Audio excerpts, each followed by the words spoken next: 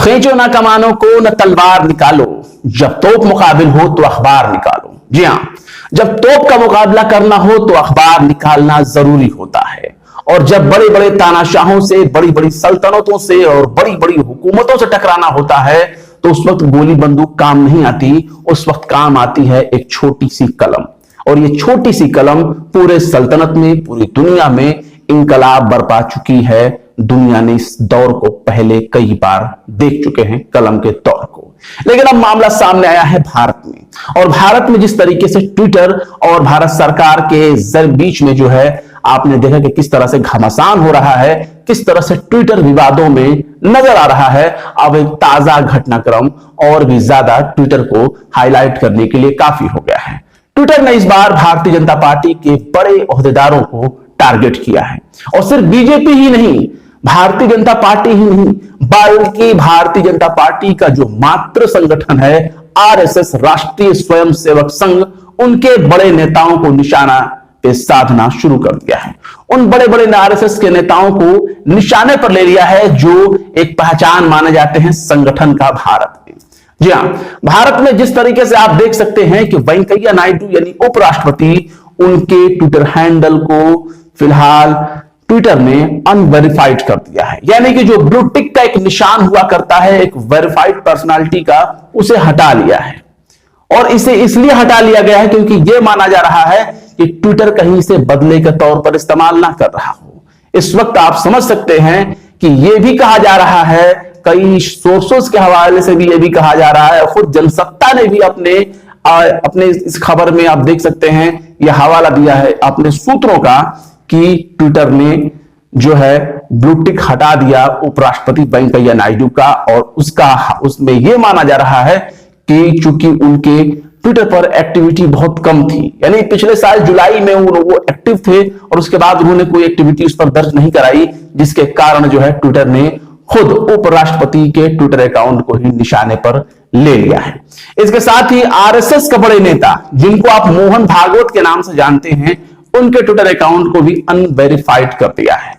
और इसका आप हवाला इस चीज से समझ सकते हैं कि अनवेरिफाइड कर देना, वो भी भारत की एक बड़ी कद्दावर शख्सियत यानी मोहन भागवत के अकाउंट को, ये कोई कम जिगरे वाली की बात नहीं है।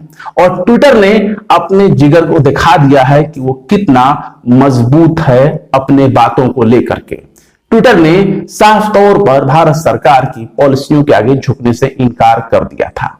और अब आप देख रहे हैं कि ये नया कदम ट्विटर को और भी विवादों में घेरने के लिए काफी है।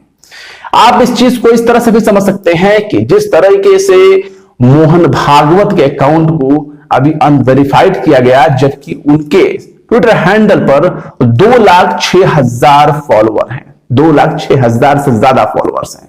नायडू के जो वेंकैया नायडू हैं, उनके ट्विटर अकाउंट को अनवेरिफाइड किया गया, जिसमें भी 13 लाख फॉलोअर्स थे। यानी कितना फर्क आपको नजर आ रहा है इन दोनों बड़ी शख्सियतों को लेकर के। यानी आरएसएस का चीफ मोहन भागवत, उसको ट्विटर जो है ठेंगा दिखा रहा है और उनके ट्विटर अकाउंट को अनवेरिफाइड कर दे रहा है, ब्लू टिक हटा दे रहा है, जो कि एक वेरिफाइड पर्सनालिटी की पहचान मानी जाती है। और जबकि इनसे भी बड़ा उपराष्ट्रपति, राष्ट्रपति, ये ऐसे पद हैं जो कि पूरी दुनिया में अपना एक नाम रखते हैं। आरएसएस को पूरी दुनिया जाने या ना जाने वो अलग का मसला है, लेकिन उपराष्ट्रपति, वाइस प्रेसिडेंट वेंकैया नायडू एक खास अहमियत रखते हैं। ये काम ट्विटर को नहीं करना चाहिए था, लेकिन फिर भी ट्विटर अपने पॉलिसी के हिसाब से करने के लिए आजाद है, उसकी अपनी मर्जी, उसका अपना प्लेटफॉर्म। लेकिन फिर भी एक सवाल खड़ा होता है कि ट्विटर ने भारत के उपराष्ट्रपति के अकाउंट को ब्लू टिक हटा दिया, अनवेरिफाइड कर दिया, जो कि अब भारतीय जनता पार्टी के नेताओं के जरिए यह कहा जा रहा है कि यह भारत के संविधान पर हमला है।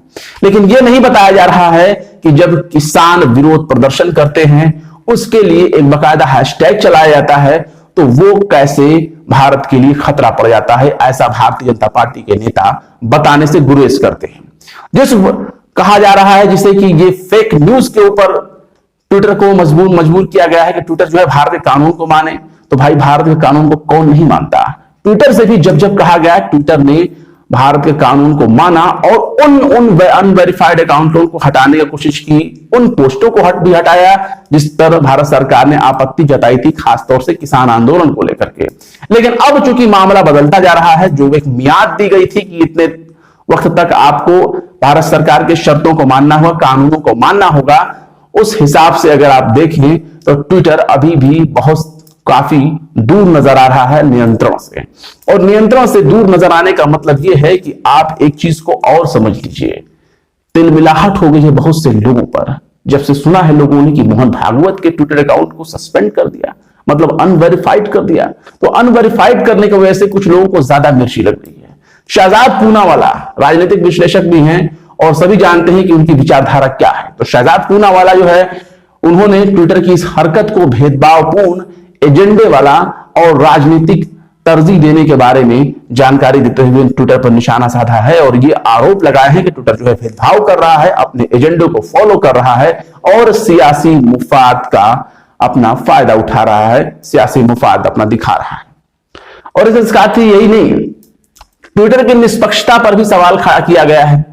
अब आरएसएस के जिन अधिकारियों से अकाउंट के उनके ब्लूटिक को हटा लिया गया है, ब्लूटिक अकाउंट जिसको पाने के लिए बड़ी एड़ी चोटी का बल लगाना पड़ता है, बड़े सोर्स लगाने पड़ते हैं और कम ही लोगों के अकाउंट को वेरीफाइड हो पाता है, यानी ब्लूटिक मिल पाता है। हालांकि अब ट्विटर ने अपनी पॉलिसी पे चेंज की है वेरीफाइड के लिए, लेकिन सबको वेरिफिकेशन का ऑप्शन नहीं दे रहा है।